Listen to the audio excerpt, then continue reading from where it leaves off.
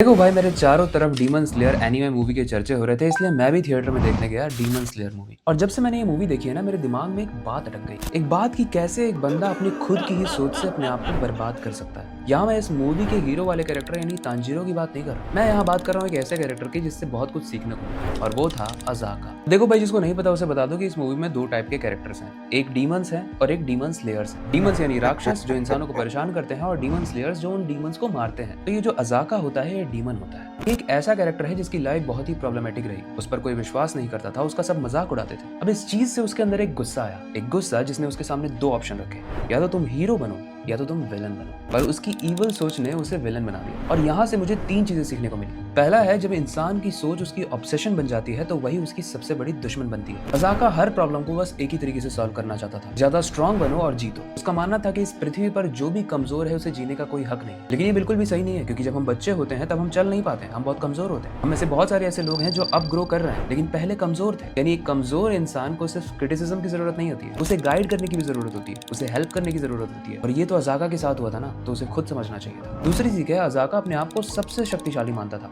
जिसकी वजह से उसके अंदर से इंसानियत खत्म होती जा रही थी। अज़ाका हर फाइट को लड़के जितना ज्यादा पावरफुल हो रहा था, उतना ही वो अकेला हो रहा था। और तीसरी सबसे बड़ी लर्निंग है अज़ाका का नेगेटिव सोचना। उसकी नेगेटिव सोच हमेशा उसको नीचे खींचते रही, भले वो कितना भी ताकतवर होता गया। और अज़ाका की सबसे बड़ी हार इस मूवी में तलवार से नहीं हुई, उसकी सोच से। इस वीडियो को उन लोगों के साथ जरूर शेयर करो जो बोलते हैं कि ये सिर्फ कार्टून है, क्योंकि कार्टून से इतनी सारी चीजें सीखने को नहीं मिलती है।